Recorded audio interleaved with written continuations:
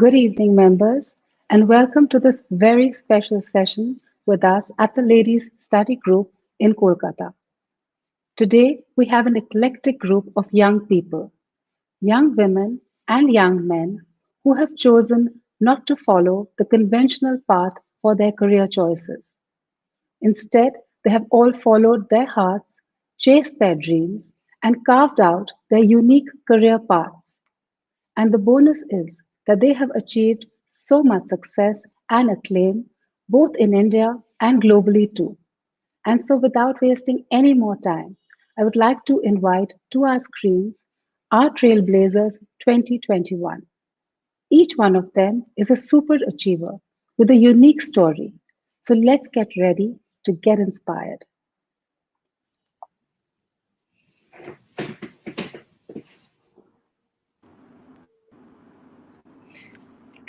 Hi, everyone. Hi. Hi, so we're all on board. And I'm going to introduce all my panelists to our members alphabetically. I'm not going to do it the normal way. I'm going to change tradition and begin by introducing the men first. Armaan, Sood, welcome to Ladies Study Group. Thank you so much, Diya. Thank you for having me. Our pleasure, and thank you for taking your time out. Armaan Sood is the co-founder of Sleepy Owl Coffee. A homeboy, as he has his roots in Kolkata, he is now based in Delhi.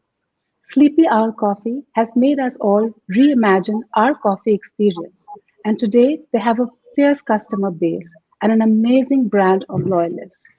To meet with such phenomenal growth with coffee in a tea drinking nation like ours is truly remarkable.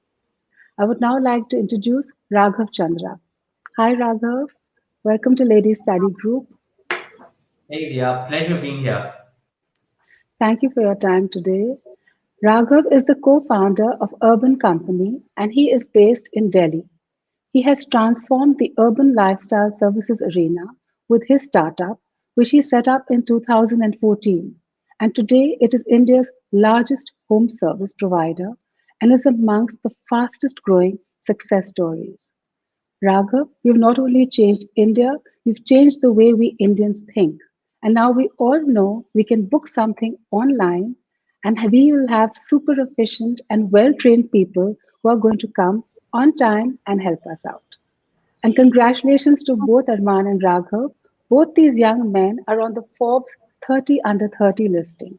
That's really special. We also have the privilege of having three empowered and super successful women with us today. Masumi Makija is joining us from the interiors of Jharkhand. Hi, Masumi.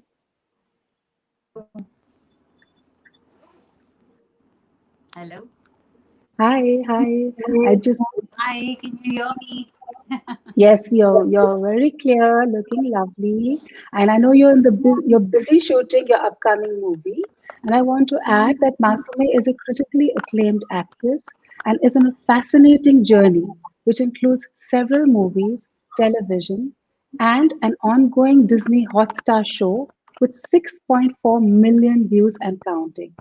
She lives a holistic life, is very passionate about food, grows her own fruits and vegetables, and also runs her own content creation company called the Creative Tribe. Nikita, welcome to Ladies Study Group. Hi, it's very nice to be here. Thank you for your time. And I know it's relatively early because you're joining us from London today. And I want to add that Nikita is a British Indian writer. She is UK's most followed poet today with a huge online following. So, whether she is caring for readers during the coronavirus crisis, speaking at TED Talks, or championing women's rights, she is a modern poet who has captivated readers with her candid and powerful feminist poetry. Well done, Nikita. Thank you so And now, much. and now I'd like to introduce Parmita Sarma, who is joining us from Guwahati. Hi, Parmita. Thank you for having me. Hello. Thank you for your time. I know you just told us you were rushing around, but I'm glad you made it to be with us today. Parmita and her partner, who is now also her husband, live in Guwahati and they have revolutionized the Indian education system by setting up the Akshar Foundation in 2016, a unique school where the school fees is pieces of plastic waste, where older students teach younger students, and their vocational training is given as much highlight as academics. Her work has been duly recognized by the CNN, the BBC, and the UN, amongst many others. So, members, we have a lot of young energy on screen, and I'm so excited and looking forward to sharing their journeys, understanding their mindsets, and motivating all of us, including myself, to revisit our own individual life goals and perhaps set fresh targets for ourselves too. And to get the maximum out of the time that we have today, I thought I would ask each one of you to share your individual stories with us, and then we could take up some universal issues. So, Masume, my first question is to you. I know you were born in Canada and you came to India when you were very young. You did a TV show, Banegi Apni Baat, when you were just 11 years old. And then you've done some very big movies like Makbul and Das Kahaniya, an Italian movie and a German one. And of course, you have this amazing Hotstar show. So tell us, and you look $1 million. So how do you do all this? Tell us about your journey. Well, it's been a very interesting journey. I'm I think for sure. me, it's always been, I think, as an actor, you have to be a well-rounded person. So I think it came into being a writer, an editor, a director, producer. Essentially, I've done every part of filmmaking you can. And so that's when I started the company Creative Tribe. But coming to here has been the interesting journey because early on in my career itself, I got to work with some very, very talented people. And I think that makes a big difference in the way you look at life and the influences that you have in your life. That's so about the acting career. From then, like I said, it's important to be a holistic person. So unless you look at yourself from all sides of and walks of life, so whether it's food, it's fitness, it's education, it's literally being there for others more than being there for yourself. So that's where I started another foundation called Eco Devi, which is primarily for eco-friendly products, plus just living an eco-friendly lifestyle and education of being environmentally conscious and being one with yourself. So it's been like an overall journey, and that's where the food came in for the whole thing. And I found food was more exciting for me. So that's educating people on how to grow food, how the earth is your best friend and the only True, planet you true, have to live on. So that's true. it's pretty much a very short introduction to literally everything that I'm doing currently. And by the way, I've seen all your episodes on the Disney Hotstar, and I think the particular one that I did myself was the Bowl of Happiness. So, and for all our members, I want to say it's a lovely recipe. You must try it out. It was one of my favorites in lockdown, and I'm not a cook at all. I think everything that you've shared on your channel is amazing. No wonder you have, I think, 6.4 million views. I can't even count to that number. Amazing. That was a month ago, so now it's pretty much more. But I think that's where Oh the my world God. is headed right now. So the show is not about food actually. The show is more about how you can just be more one with nature. Holistic So living. growing Yes, your own true. things, yeah, growing your own things, creating less plastic, trying to go to zero waste. But it's like small little things that are good for you. So people always work inside out. So first take care what you eat, then who you are, what you put on you, and then the environment. So at least start with what you eat. It'll have a big impact on the environment. So that's the thought of the True. show. Amazing. No That's wonder where it the show has and that kind of, yeah. I think that explains the numbers that you have. Amazing. So, Raghav, I want to ask you, I know that you were studying in the US and you even worked there for a bit before you came back. What made you come back to India, firstly? And then what was the inspiration behind Urban? Now we know it is Urban Company, it was Urban Club.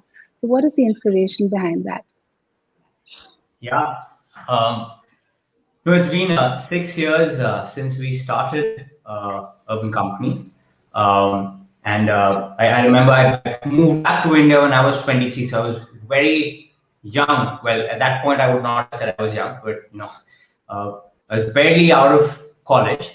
And primarily, the reason was, I was working I was a software engineer. I'd gone to Berkeley. I was working at Twitter, right, and really living the Silicon Valley life, and very soon it dawned on me, what am I really working for? And what I really wanted to do was solve tough problems. How the roti kapda makan of the Amitabh Bachchan generation. I think in today's for us it's education, healthcare, employment, and I really want to do something in something core. And being just very passionate about India as a place where I've grown up, the problems where I associate the most with. I just one fine day decide I need to just move back, not to think much more.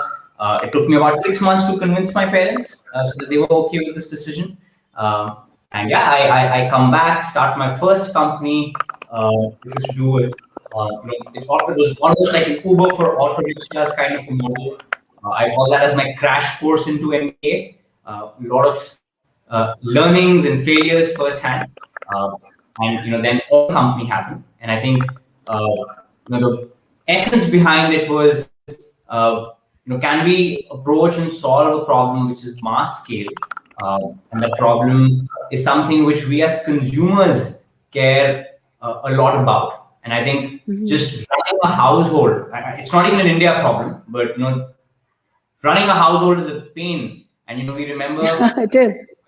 Plumbers, carpenters, the best source would be your guard or someone, and it was just a painful activity. Ki abhi someone has to come to fix something in your house. It will take 3-4 days. You have to sit in your house because you have to follow their tantrum, their own time schedule, and all of that stuff. And we said, hey, this is a large problem. What is also interesting is this is not just a problem for consumers. What we got really excited about was the service professionals, the plumbers, carpenters, beauticians, this whole blue-collar workforce. We realized actually is not empowered at all. Right? For every 100 rupee you pay, they probably only get 30 rupees or 35 rupees. And we said, is there a way to make them more qualified and make them an equal stakeholder in this relationship versus this whole server and the serving duality which we have. And we started there, and I think it's just been a very little time, just 6 years. But yeah, we've scaled to serving over 1 million households a month. And yeah, hopefully things go well and we're able to be the caretakers of all households globally and make it a very hassle-free experience. And you have already been to Dubai too, right? You've got your outfit is working in Dubai and Singapore, am I right? Australia too? Yes, so we are in 4 countries: India, UAE, Fantastic. Australia, and Singapore. Fantastic. But Raghav, what made you change the name from Urban Clap to Urban Company? What was the reason for that change? So I think somewhere in our journey, we decided, this actually started when we were going international. And we said, is there a better name suited which allows us to be a little more global sounding, a little more company sounding. True. Allows us to have maybe in the future sub brands. So there was a school of thought where we said, okay, let's try to create a more alpha name. But the other school of the thought was these things don't really matter. So we tried as simple, kept UCC, kept the logo as the logo, kept the urban in the name. True. As minimalistic as it could be. But I think your transition was very smooth, and I think it's actually possibly a business school learning lesson in that, where you've transitioned your name so smoothly. Pretty amazing. So Armaan, I'm going to ask you, I know that you did science in 11 and 12, and then you went to Jindal Law School, so you're trained as a lawyer. You even set up your own little company at Jindal Law School where you were manufacturing and trading in t-shirts, right? So then you come back and why coffee? How did that happen? You're on mute, Armaan. Sorry. Thank you so much for having me there along with these wonderful trailblazers. As you mentioned, I did study the sciences in my 11th and 12th standard. And I think one of the reasons for that was, I think as kids, we're trained to have all options open or become an engineer or a doctor, right? And very late in my 12th grade, before I was graduating from school, I decided that, and I learned more about myself and realized that that's not for me. that I don't think those career options are what I want to do for the rest of my life. Because I was an avid debater and I enjoyed speaking and arguing, I guess my dad suggested that maybe the legal field is something that I would enjoy. And I decided to, move out of Kolkata, go to a very nice new university at the point, Jindal Global Law School in Sonipat. And I studied there for 5 years as a lawyer. Yes, I first, met my co-founder there in law school. And for the first 2 years, I was very serious about, becoming a lawyer, and I was very serious about my studies and subjects. But we started a t-shirt business, and then we started a business that was retailing bar and party accessories. So we were selling beer pong tables and beer bongs and, all kinds of bar accessories. And we were importing all of that from China, and we were selling it online in India. And that journey was fantastic. The business, however, failed.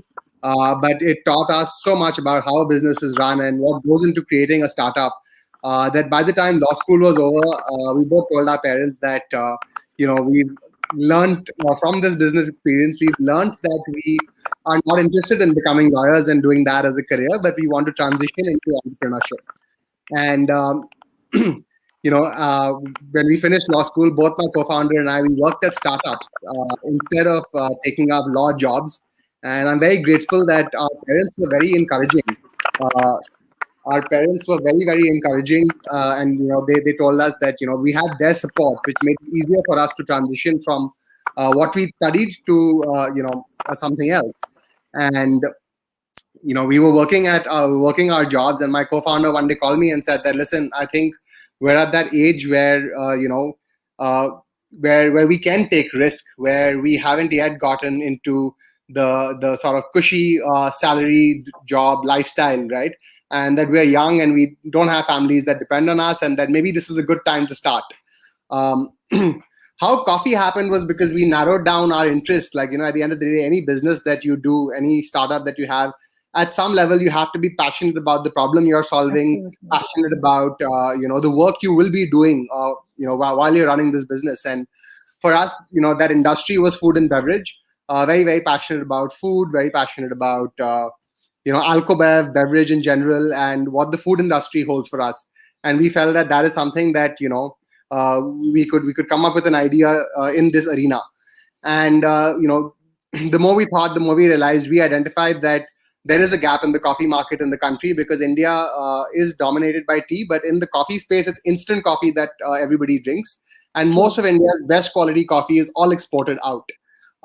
We identified a trend, which was cold brew coffee, when we were doing our research. And as lawyers, we were trained to research. So we scoured the internet, read everything that we could about the coffee industry globally and in India, and identified that cold brew as a segment that was not done by anyone in India.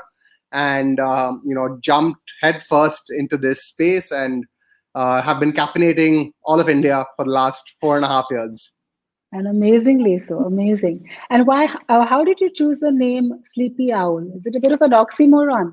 It is an oxymoron, and we realized that as a if we are launching a food and beverage consumer brand, we want people, we want the name to click, we want it to resonate, we want people to remember it, right? Because what happens with tea and coffee, especially, is that people love to talk about what they're drinking and tell their friends about it. So we wanted to make sure people remember the name. And as we realized, a coffee drinker and us ourselves, we were lawyers who were burning the midnight oil.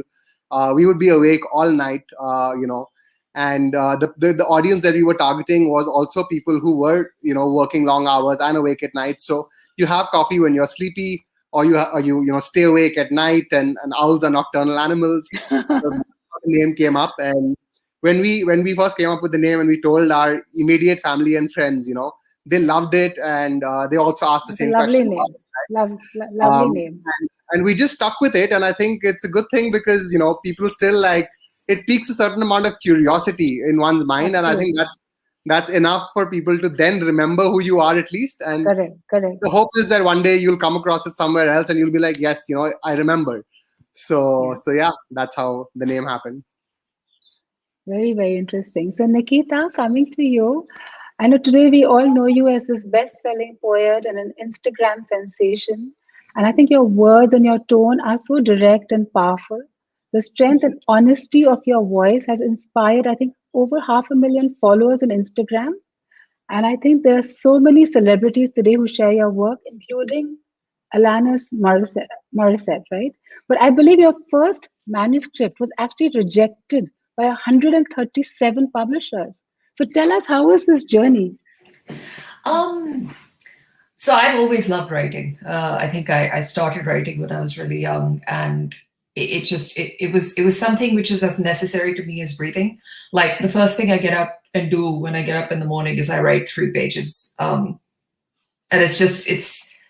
I think it's been such a core part of my being that I couldn't imagine myself being anything else. I told my mom when I was like 12 or 13 that I want to be a writer, and my mom, being amazing and knowing the word for what it is, basically told me that if you want to be a writer, you're going to have to work really, really, really hard because the success rate is so low, right?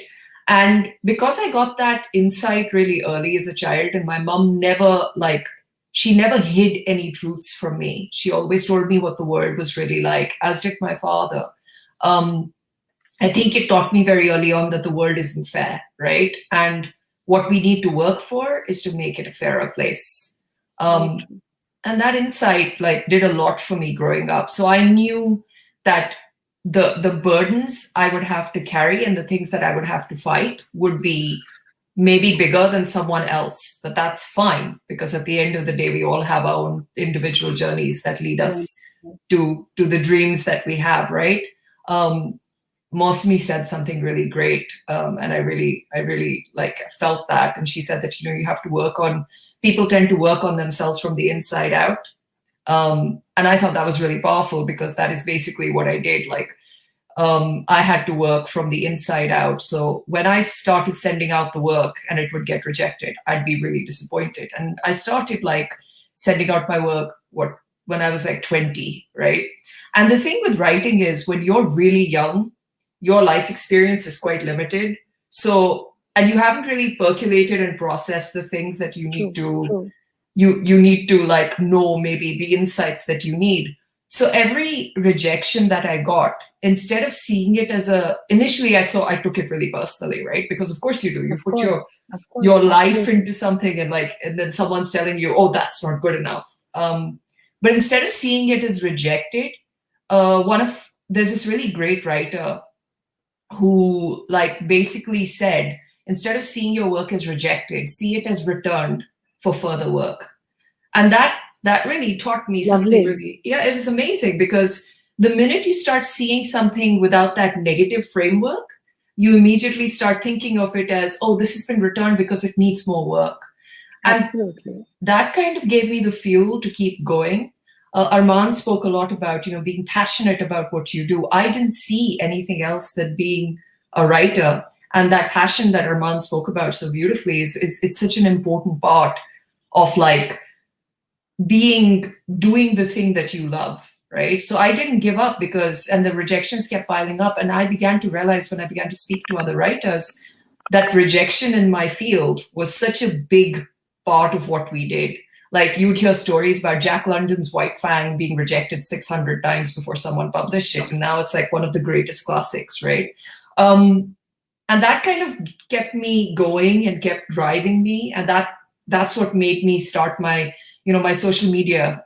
It's funny, because the reason I really started my social media pages was because I had a really old laptop. I had all of this work on it, right? Half-finished novels and everything. And it kept dying. It kept dying, and all of the work kept disappearing, which would break my heart. It was awful. Yeah. It was awful. So I was like, okay, what I'm going to do is I'm going to find a little space on the internet, and I'm just going to start uploading my work over there, because at least it won't disappear, right? At least it'll be on the internet somewhere. Correct. And initially I didn't realize that people were even reading it, because you get on Tumblr, you get notes. So, someone's liked it, someone's reblogged it, kind of like Twitter retweets. And I would get 1 or 2 notes, and I was like, hey, that's cool. Someone's reading my work. That's nice.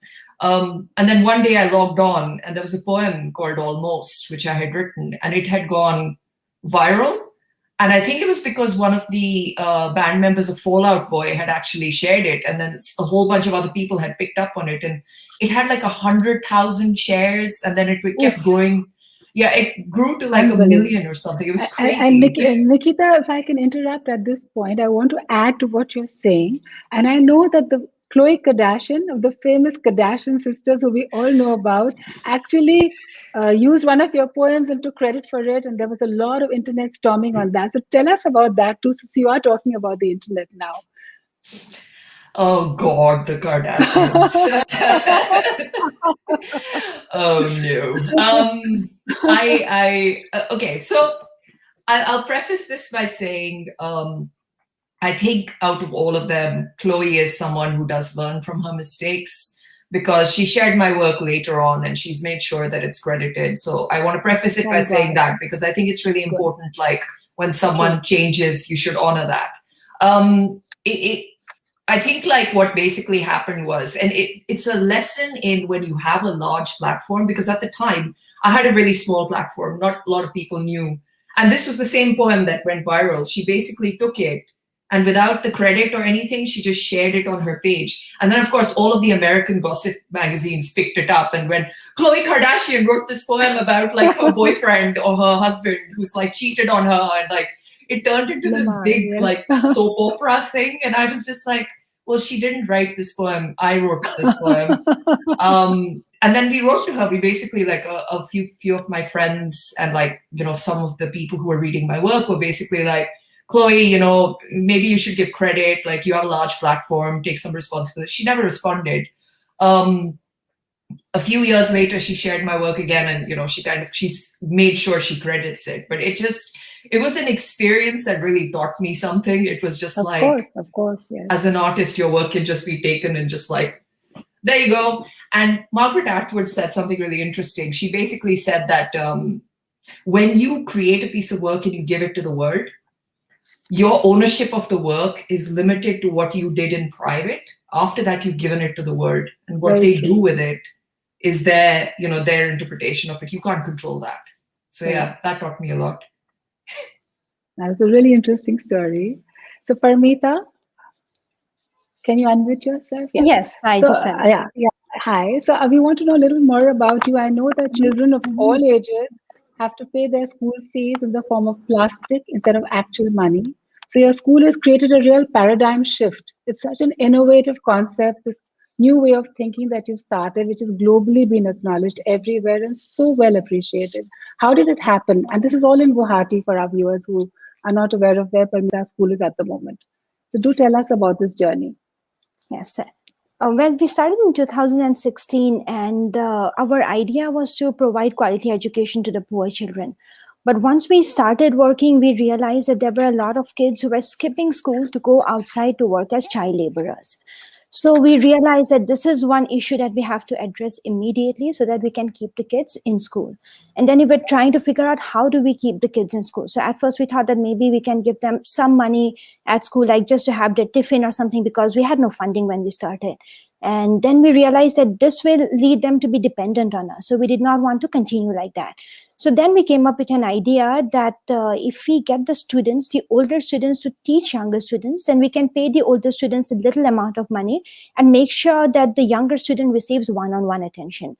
So that worked both ways. We had, so in our school, we don't group the kids by their age, we group them by the skills. So if you have a 13-year-old child coming in, we put the kid in level 1, depending on how much the kid knows. And then they gradually move through the level.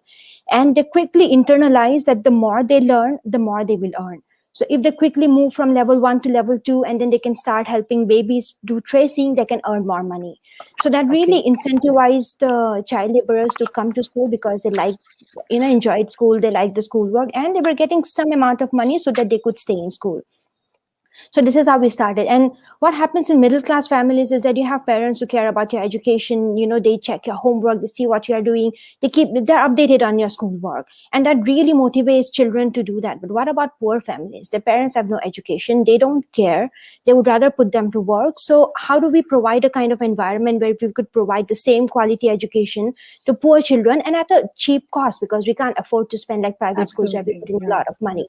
So this is how this whole system of having student teachers was help both the students and the teachers, because the student teachers gain a lot in confidence. They were like, okay, I'm a teacher now, so I have more responsibility. And if I learn more, I will earn more. So I want to quickly move to the curriculum so that I can earn higher wages. And the younger student gets one-on-one attention every day. There is an adult teacher sitting with you, student teacher sitting with you, going to the worksheets. So they also learned very quickly. So we saw like great results in the school.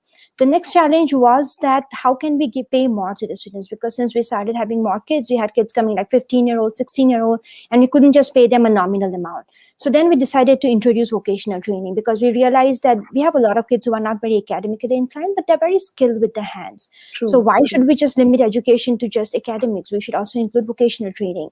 And then when the students are learning the vocational training, they get paid. So that is how we came up with starting different vocational trainings. And one of the vocational training was a recycling center. So we wanted the students to work on the environment, and we tried to figure out what would get them interested. So when we talked to them, they told us that they burn plastic regularly, and in the winter months, they huddle around the burning plastic for warmth. So then we were like, okay, this has to stop immediately, but how do we stop that? So then we told the students that, okay, you have to bring in plastic waste every day to school, and then we will recycle it after school hours.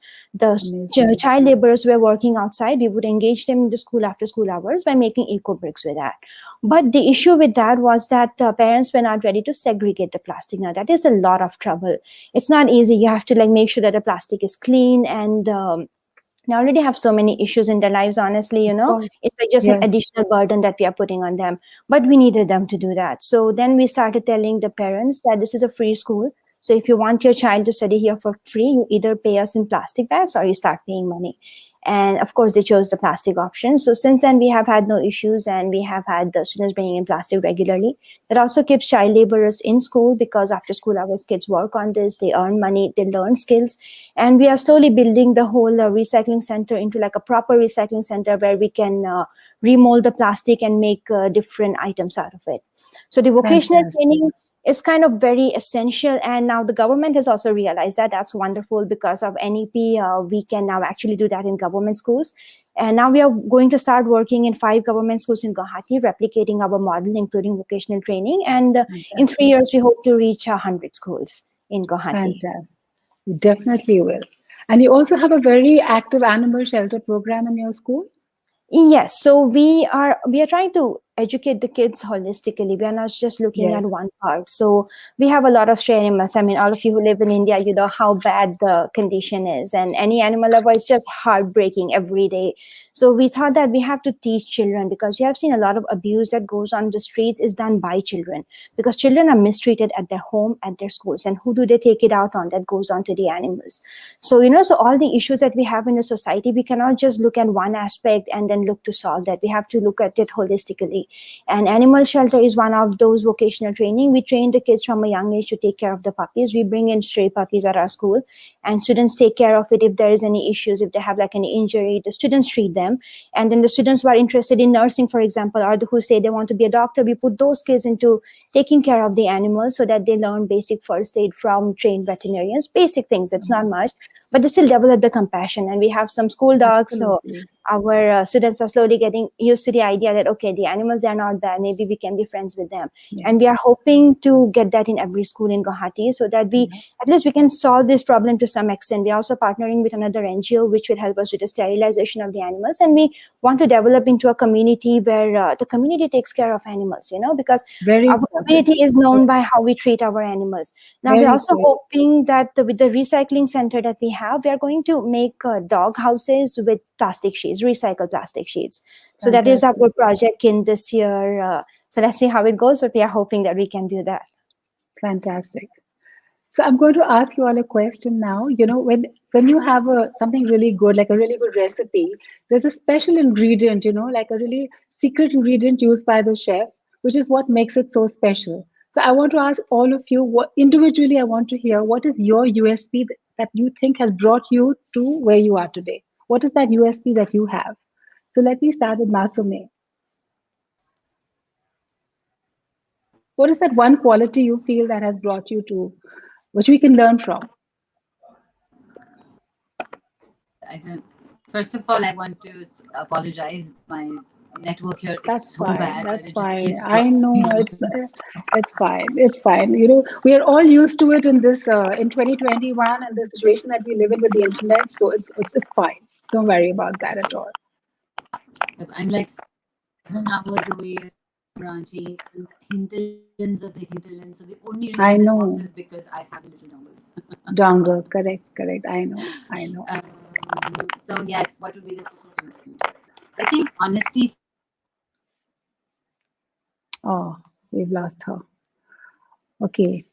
So maybe Nikita, you want to go while she'll come back, I'm sure, but till she joins us back, Nikita, what is your USP you feel? Perseverance. I think I'm very, very tenacious. So, and I think you have to be doing the job that I do, because the publishing industry is really hard, and I do live in quite a racist country. So it is perseverance. So it is. Yes, very well said. So Masumi, we want to start. We can start again with you. Nikita just told us Yes, that her sure. USP is perseverance. So I thought I'll share that with you. And now we can. We'd love to know about you now. I agree with her. If you want to achieve anything, you have to persevere. Perseverance. You have to go. Absolutely. You have to that, I would add, I mean, in a layer, I would add things, I think. So all of them together is what makes all of us, I guess. Absolutely. Yes. Yeah. I would say an honesty towards yourself, to know who you really are and what you really want to do.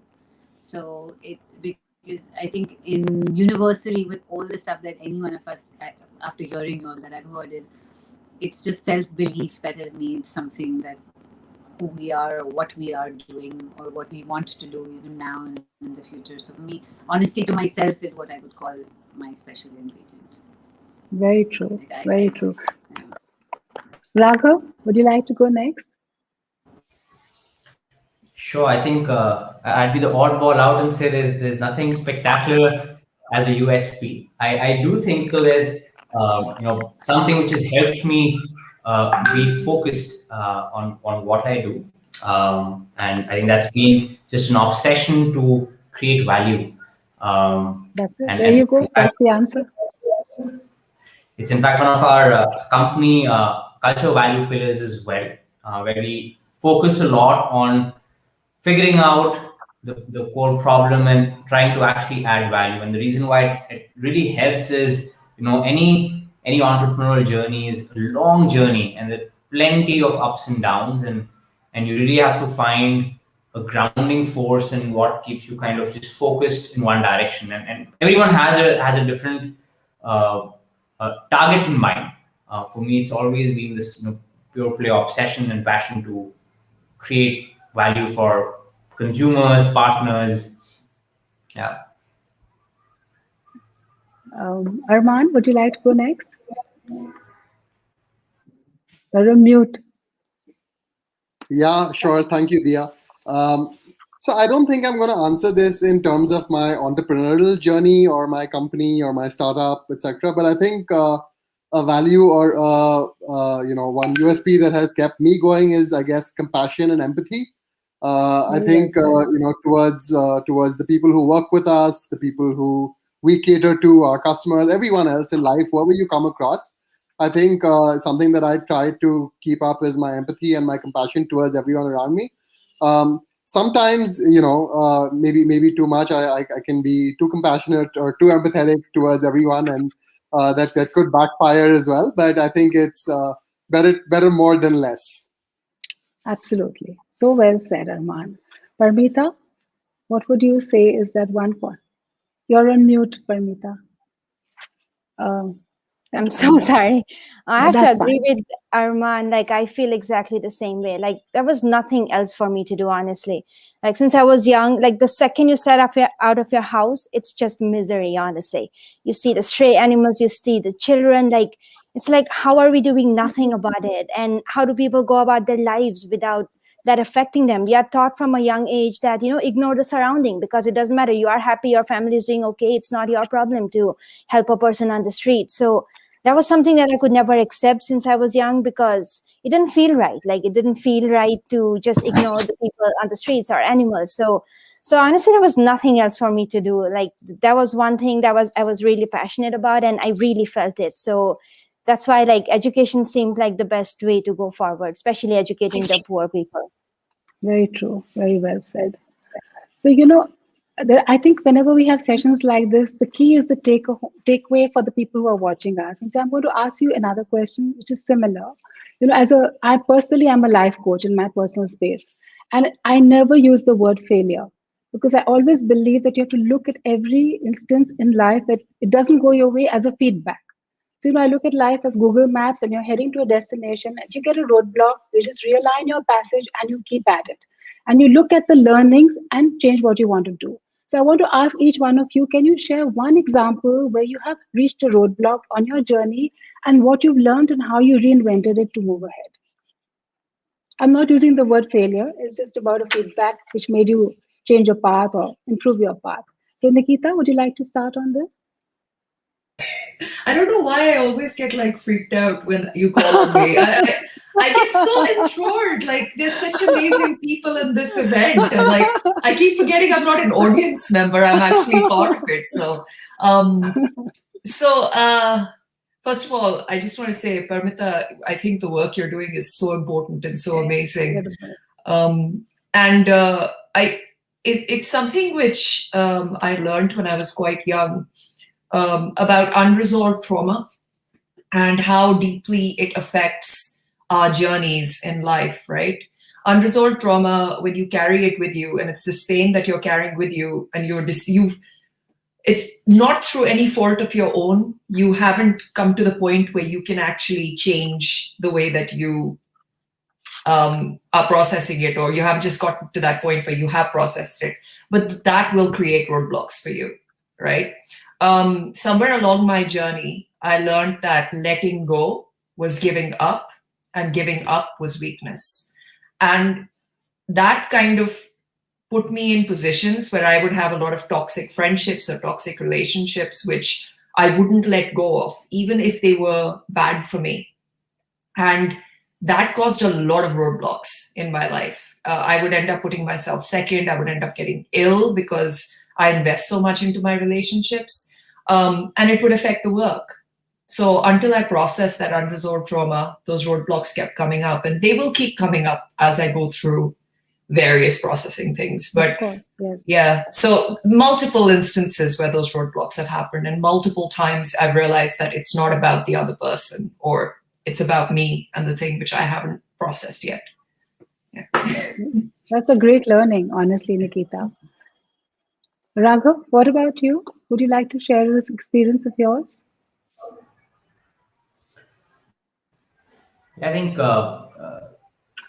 having problems in life is a very natural process, and failures, experiences, whatever people might choose to call it. I think happiness comes when something is broken and you go through this pursuit of solving it. And I think it's a very natural process, and I think everyone faces this on a daily basis. I think, as an example, last year is perhaps a big example for a lot of us audience panel on a tough journey, with businesses, personal lives, kind of swinging through, priorities kind of going up and down.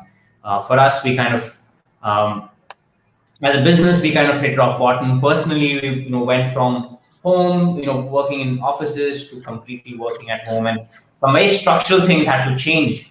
Our priorities changed from growing the company to the welfare of our employees and our partners. We went into this mode of raising funds for partners. We went into educating ourselves, and all's recovered well. But it was an amazing learning journey. Now that we're kind of pulled through it, I think it taught us a couple of things. It taught us that staying core to just what problems you're facing. It's okay to change things, right? As long as a team we're able to figure out what is important. We also realize just the importance of people. I think we joke a lot about it in our company. We're a bunch of extremely analytical, folks, just super ambitious. And if anything, last year taught us, people matters just so much more. We're dying to see people and interact with them, versus just having the scheduled meetings and catch-ups and so on and so forth. So I think it brought a lot more of the empathy and the human elements back to work. And I think that's been a great forced learning, if anything. Very true. Parmita? Unmute myself first. Okay. Yeah. Well, honestly, the main roadblock for us has been funding. Like, I cannot stress on this enough, because when you have a model that works, when you see the students are performing well and you still have to like struggle for funding like every day, it's not fun. It's like rejection. We have had at least 500 rejections, if not more, because it just goes on and on. So I'm sure. yeah, it has been rough, especially the funding part, but now thankfully we got one funder who actually believes in us and will fund 100 schools. So Wow. we are really, really grateful for that. Congratulations. That's really Thank you. fabulous. Is Masumi here? I think, yeah. Masumi? Would you like to tell us about an experience from which you've learned something? Masumi, I think there's a network issue again. Well, Yeah. Hi. You're on mute, Masumi. You're on mute. Yeah. So it's what are the roadblocks? Is that what the question was? If I have not misunderstood it. Yes. Correct. Yeah. Well, I think roadblocks completely. It depends on what career you choose, and I have had multiple of them. I've been an actor, I've been a producer, I've been an entrepreneur in different aspects of my life. And at the same time, so it's like when Nikita says that I think as a creative person, your biggest roadblocks are yourself. As an entrepreneur, I feel the biggest correct me if you all might have a different opinion, but for me, I feel the biggest roadblocks are the belief of other people in your perception of what you want to do. So it just depends. And so in my opinion, for me at least, the biggest roadblock has genuinely been not to sound pompous, but I feel like you have an idea and you think it's right for now, but people only realize that it's right like 5 years down the line when somebody else has proven the idea. So it's kind of having an idea too soon and not having enough people believe in them has been my roadblock for the longest time ever. That's actually very profound. Very true. Yeah. True. I can understand that completely. No, especially as a woman, I think. It will achieve, or you will get there. But somehow that belief that you have is the only thing that drives a human being anyway. This is what I want. So it's really appreciative when other people also can at the same time. While we are speaking, we have so many comments. Everybody is talking about my trailblazers and how amazing all of you are. I want to know, what is the role of your parents and your family in bringing you to the places that you are today? So Armaan, can we start with you? Yeah, I'll answer the previous question first. I think I was. Oh, sorry. Oh, I'm sorry. Sorry. So I'll be brief. I think there are I think being a sports person, and playing team sports all my life, I have experienced a lot of failure, or let's say you have games where you win and where you lose, right? So we've seen so much losing, and also how to bounce back as a team and then at some point win, right? And that requires like an effort of the whole team. So it's never one person that does it, and that we've taken forward to say entrepreneurship and business as well. And I think something that Nikita mentioned a little while ago, right? Like I think with business, and especially doing sales, right, and trying to get our coffee products placed in different places, I've experienced so many no's, right? But something that I've learned is that no doesn't mean never. No should be listened to as a not now, maybe later. And I think what Nikita said is the same thing. You take the Perfect. feedback, you improve, and you go back, and maybe some other time it will work out for you. So that's my take on rejection and failure and how to look at it.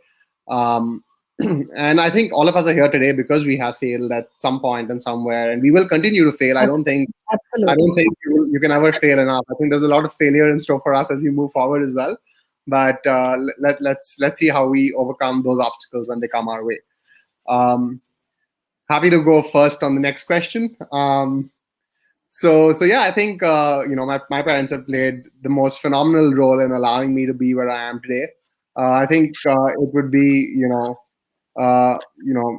can't give them more credit. It's been phenomenal because I think when I think I made them pay so much money for my IIT JEE and my medical coaching when I was in the 11th and 12th grade, and then when the time came to take the examinations, I remember they were scheduled on 3 Sundays in a row, right? Like you had your national entrance exams, and every Sunday that came, I woke up in the morning and said, I'm not going to go take the exam because I don't think even if I do well, I don't think I want to do this. And they said, okay, like and they saw me preparing hard for the law entrance exams, like 18 hours a day trying to get into the top law schools in the country, and they knew that, like, they trusted me. They had that trust and faith in knowing that, okay, my head is in the right place. And then here I go to law school, and then 2 years later I tell them that, listen, I'll complete law school, but I'm not going to become a lawyer either. And then again they said, okay, we trust you, and we'll support you in your endeavors. And they during law school, the startup that my co-founder and I started was funded by them. So people ask me, where did you get the capital from? And I sometimes say, I borrowed it from my parents, or they funded it, or we took a loan. But in all honesty, we all of that money went down the drain technically, because we never gave it back. And then once we started Sleepy Owl, again for that, like, we looked back and said, listen, we can start this. And we had, I mentioned risk-taking appetite or risk to start a business, but I could only take that risk because I knew that I can dial the phone and say, listen, I need money. I'm starting this new company. And no questions asked, like, we had the capital to start again. And, I mean, it's again capital that they've given us. And I know that they're never going to ask for it back. That's the best part. Like, they're just so giving and so caring. And we always knew that, even if we fail, like, I have a home to go to, and I will be fed and given a bed. They have your back. Yes, they have your Absolutely. back for sure. Raghav, what about you? Sorry. There's always two battles you're fighting, and I think anyone fighting two battles, like a battle at home and a battle with the world, if you're fighting both battles simultaneously, you're at a disadvantage. So I've always had to only fight one battle, and that's the battle with the world. The battle at home has never been an issue, and I think we're very lucky to have that. Very, very well said. Very well said. Raghav, what about you? Yeah, plus one to what Armaan said, I'd add there. I actually don't know how my parents do what they do. They have two roles to play. One is to be the critique, and the other is to be the support. And they're opposite roles. So I really don't know how they play what they play, but they're pretty damn good at it. They actually don't impose their thoughts, their beliefs. Very discussive. They're my counselors, they're my role models, and if they're listening, I great. This is brownie points with them. But I think one of the most amazing things has been that when I wanted to move back, they were actually the support structure behind being okay and actually pushing me on to how can I make it happen. And it was not just blind support, just helping me brainstorm on, hey, don't just come back, pack up your bags. You're going to just sit at home and do nothing. So, why don't you actually figure out your first project? It's okay if you fail or not fail, but, keep your mind active. Throughout even the urban company journey, I think there's just so much to learn from them. And sometimes I'm just amazed, they might not be able to relate to some things I do or the generation, but it's just fascinating how they're able to cope up and still add ton of value without me having to deal with their problems, which is, I think, just the cherry on top. Amazing. What about you, Nikita?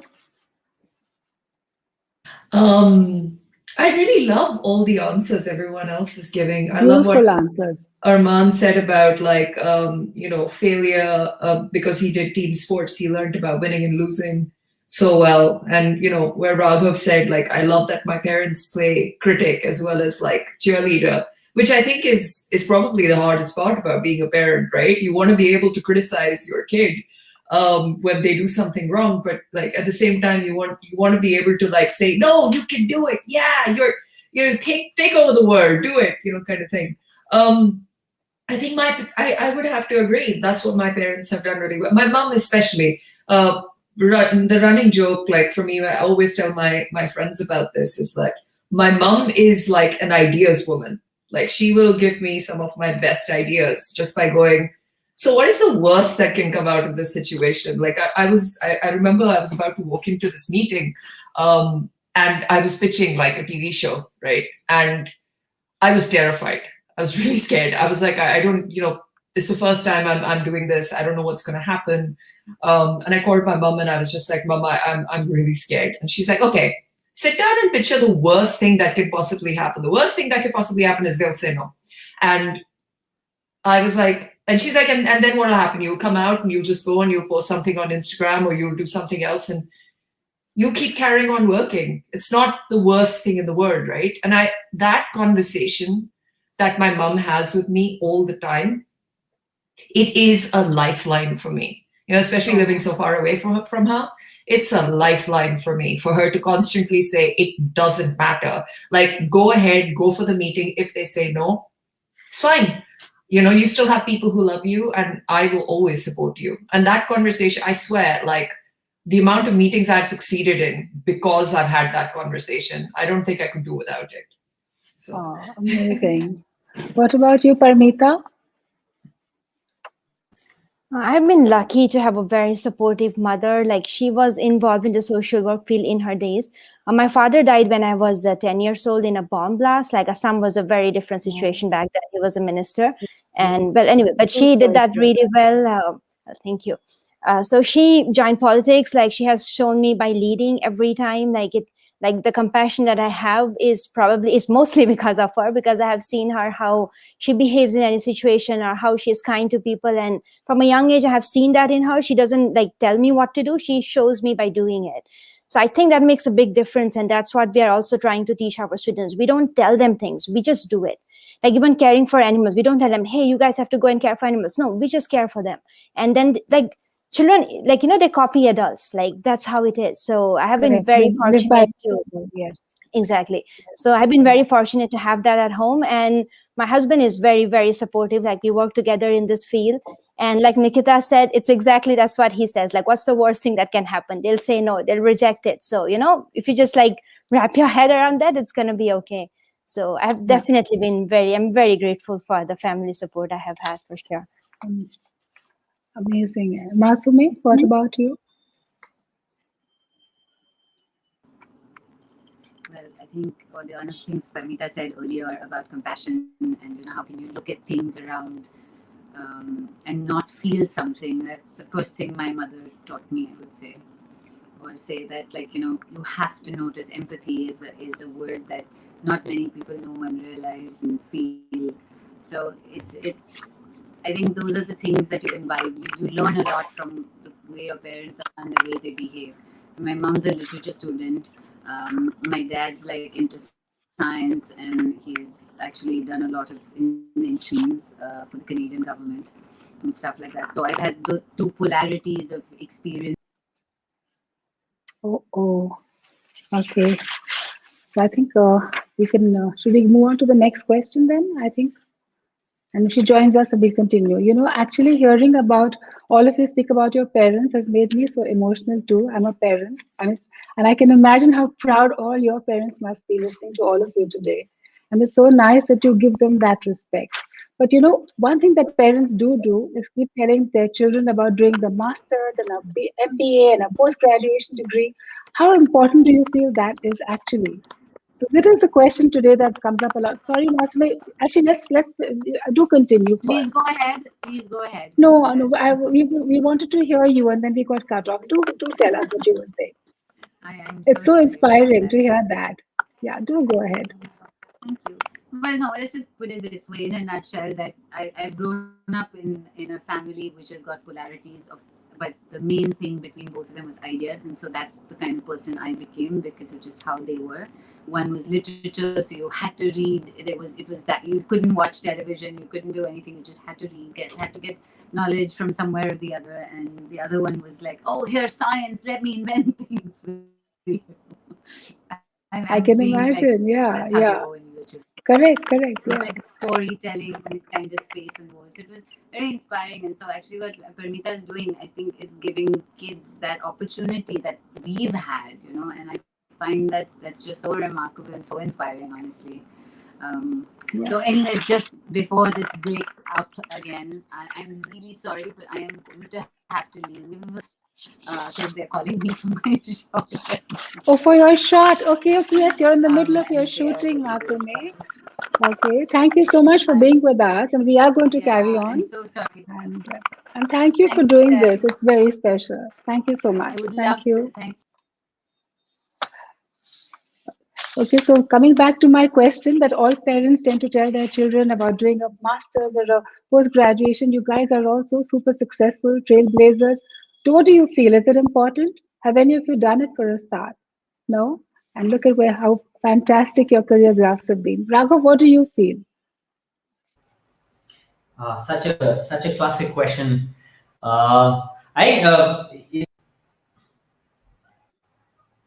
Here's my advice I take to all parents.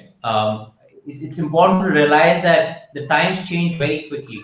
A decade ago, when I would have been in school, which is when I would have been doing career hunting, college hunting, a whole industry did not exist. The whole industry of software engineering was very different because you didn't have mobile.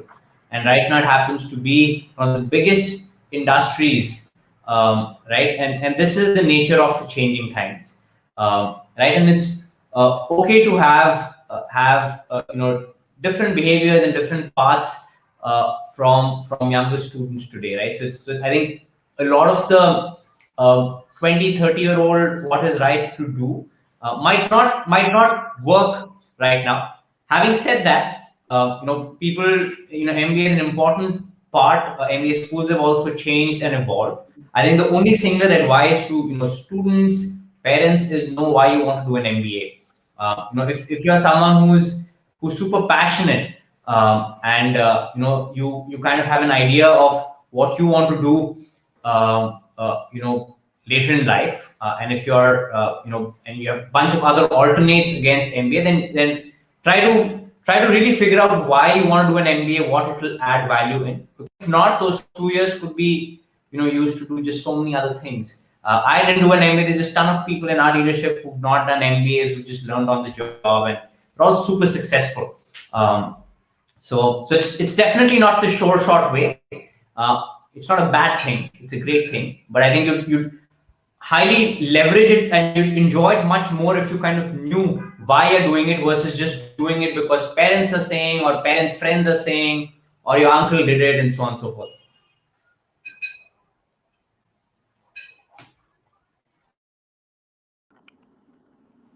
I think you're on mute. Yeah. Sorry, Nikita. I came to say hi and bye at the same time. Okay. Lovely. Masumi, thank you. It's been really lovely listening to you speak. Your it's been insights lovely to have you. So valuable. Thank you, so much for having me. It was lovely to Our meet pleasure. you guys. I think it's lovely to meet you. Bye, Raghav. Bye, Nikita. Bye, Armaan. Bye, Parmita. Sorry, it's just I have to leave. That's fine.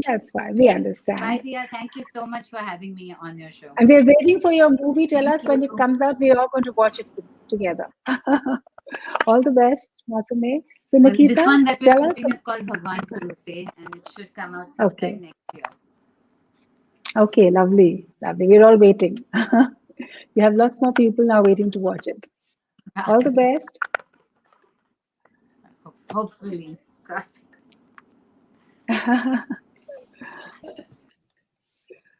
So, Nikita, what do you feel about doing a master's or an MBA? I did a postgraduate degree in publishing And well, it was book arts and publishing. And I'll be really honest. I know that like I got some work ethic from, because I was in NIFT New Delhi, and then I shifted to the UK, and I did my postgraduate here. And I'll be really honest, and I'll just say that I feel like I didn't really employ a lot of what I learned in what I do, because everything which I do, I feel like I'm very self-taught. I'd love to do a postgraduate or a PhD in literature and creative writing at some point, but it's not necessary. As long as you, especially in the field that I'm in, like as long as you read, as long as you have an interest in what you're doing, as long as you do like, if you're interested, do a short course. I've learned a lot from like communicating with other creatives. Like events like this are fantastic, like you talk to wonderful people like, Parmita and the kind of things that she's doing, and, Raghav and Armaan and Masumi. And you learn so much as a writer just by talking to people who are not in your field, that I think that it's doing a postgraduate, do it if you want to. I would never discourage anyone from like doing like a postgraduate or going for, educating themselves further in their craft, but don't think that's the only way that you can become a writer. True. Very good advice. Parmita, what about you? Do you feel it's necessary? Well, I have done my master's in social work, and I don't think it has helped me at all deal with the practical situation. So, it might not work out for everyone. And in general, we are teaching our students skills as well. We are not focusing on their degrees because, at the end of the day, what matters is what skills you have, and the world is changing. Absolutely. And we have to think about it in terms of what will be in future. And degrees are not important anymore. Like it's really not, so we are really not stressing on our kids to get degrees, but if they have the proper skills, they will be able to do whatever they want. Even Elon Musk doesn't require a degree anymore, for example. So we have to keep pace with the changing times. And I think it's high time that we teach students that don't just focus on your education or degrees, but focus on developing skills, because we have so many people who are graduates now and who are not doing that well in their lives. I have so many friends who have done masters and PhDs and they're unemployed, or they have no real life practical skills. So I think it's high time that the education system also changes and includes more practical training, because at the end of the day, that's what you actually have to perform. You can't be like, our whole education system really needs a big upgrade. And I think we need to work towards that if you want to build up a nation, because again, the NEP, the new education policy, that's wonderful, because that's teaching skills to children from class 6 onwards. And that will actually help them, because once they're 18, they have some skills so that they can stand up on their feet and earn some money. So my take would be that I think degrees are not important at all. It does help. It helps you get into a job, just as a starting point, but definitely not in future. So I would my suggestion would be just focus on what you're interested in and on developing skills so that, one can do anything. Very good advice. Armaan, what is your view? Okay. So I think since I'm assuming that our audience here is, a lot of parents as well, right? So yes, I think which is why I asked the question. So I think the way I'm going to put it across is that I wouldn't say that a degree or an education is not important, or your master's or your PhD is not important. I think it just varies very much from individual to individual. I think that the parents shouldn't be the ones pushing, directing, or deciding what it is. The individual themselves should be researching and figuring out what they want to do. So if, let's say, I graduated law school, there was no pressure that I need to do a master's in law or an MBA. It was for me to decide if I want to do it or not want to do it. And similarly, I feel that, an individual should, after you finish your undergrad, let's assume that's a basic degree that one does. I think beyond that, it's for the individual to research and understand from their peers and their network and their teachers to decide what they want to do. I don't think parents have a very, very crucial role. I mean, it's more conversational and mentorship wise, but you can't force a kid to do something, because that's not going to help, right? True. Having said that, I think for me, I get asked this question a lot, right? Like, you did an undergraduate degree for 5 years in law, and today you're selling coffee. You're you're a businessman. How does it work out? So I think it's, it's not my legal reading and skills per se that I use today. but the university environment and setup has allowed me to develop a lot of soft skills, right? That are going to go a long way with me all my life, right? Let's say the university environment allowed me to, be a part of a lot of societies on campus, right? Where I was, again, working with people, doing things, activities, planning, all of that there. So I chose as, myself to be a part of the student council and took leadership positions as, representing the student body, interacting with the administration. All of that personally helped me grow, right? It was on the university campus that I met my co-founder, that I made a lot of wonderful friends, that I met a lot of professors who I'm friends with today. That wouldn't have happened if I wasn't on that campus with those people in that environment away from home, right? So it's not the degree that I'm focused on here.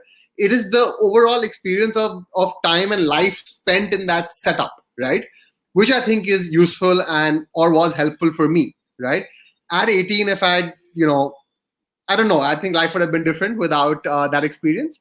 So it is a crucial experience, but it's also what you as an individual make of it. So I would encourage parents to encourage their kids to, utilize their time during their degree very, very effectively. So if you are, studying a particular subject, parents should encourage you to do internships in areas or upskill yourselves, like Parmita said, in areas that are not your core subject, that you're not studying anyway there, right? And be a part of extracurricular and co-curricular activities, even at the detriment of your grades, right? I have, during my law school, consistently maintained an attendance of lower than the mandated 70% for 5 years in a row, and still convinced the administration to allow me to take my exams irrespective, right? Because I was always busy doing other things and not being in class, but figured it out, right? Because I felt like that was more important for my individual personal development than sitting in a classroom was, so on and so forth. So I'm a big advocate for the university environment on a person's individual growth, and that could continue post undergraduate as well, in a postgraduate, in a PhD, in a master's.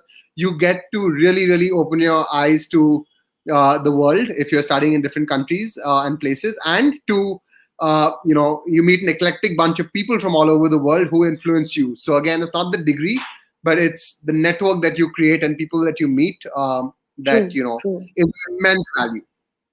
Yeah, I think it's been a very, very useful insight about future education and whether we should be pushing our children and whether children what they should do on the same. So before I end, there are so many more questions, but we are out of time. I'm going to ask you all a fun question each. So Raghav, I'm going to ask you, what is that one household activity that you are so good at that you don't need Urban Company to help you for it?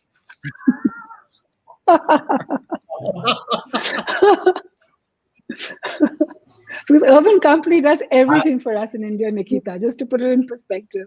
Everything and anything you want, it's on Urban Company. So what is that one thing, Raghav, they cannot help you with? So clearly the barbers have not been able to help me much, because I've chosen to really grow my hair. And my funny take to my team is I really want to try the women's haircut service at some point to try that. And I think I'm a horrible cook, but the one thing I'm really good at is actually cleaning. Okay. So I'll often be fairly obsessed about tiny things to clean and stuff. And recently, I think the last year also made me an excellent carpenter, because I've now purchased a set of drills, and now I'm just busy fixing a bunch of things and furnitures in my house. So my urban carpenter guy is definitely not very happy with me. Lovely. So Nikita, coming to you, I mean, I know that, I've said that you're so heavily followed on Instagram and on the UK, and I know that Anushka Shankar's new song, you've written the words for that new song, and it's coming out on, I think, Monday, if I'm not mistaken. That's right, yeah. Which is fantastic. And I had to say that to everybody. And I wanted to ask you, who do you stalk the most on Instagram? Who's the person you check out every day? Oh, this is a really hard question, because I don't actually spend a lot of time on social media simply for my mental health. And the reason I don't spend a lot of time on because it's part of my job to be on social media, right? So whenever I'm on there, I think of work. And to be able to disconnect from that, the only way to do it is to go and read a book for me. And I think if I could tell you like a favorite author whose work I read all the time or something. Yeah, you can. So Selena Gordon, I communicate with her a lot on social media. She is this amazing, talented Jamaican, British spoken word poet who just is like really changing the scene. So she's written this book called Mrs. Death, Mrs. Death. I've read it like 3 times now. And it's about death being a woman and basically tired of all the dying. And it's just, it's a brilliant book. I think it's going to win all the prizes this year because it's so well written. So it is someone who I think I admire, and I love their work. And I think, I would spend my whole day like just with them. It would be Selena Gordon. Yeah. So that's amazing. Awesome. Yeah. And Nikita, a lot of people on the chat have been saying that they've got your book by their bedside. I'm just reading these comments while we are talking. So I guess you are the same for so many people. Armaan, I wanted to ask you, what is your morning routine? Do you begin with a sleepy owl coffee? Interesting. I don't begin with a sleepy owl coffee. I actually, on most days, I try to wake up and rush straight for my CrossFit session. So that's what I do. I head to a nearby CrossFit gym and I get my workout in for the day. And then I come back and yes, I have a sleepy owl coffee. One of the 6 to 8 cups that I consume a day. So that could be an interesting fact. For those freaking out on the number, it's extremely healthy to have that much coffee. So lovely. And Parmita, you sound so, your day sounds so full. I want to ask you, how do you relax? How do you unwind? I love reading and Netflix. I guess that's what everyone's doing. And the dogs, my dogs, and like they really relieve my stress for sure. Lovely.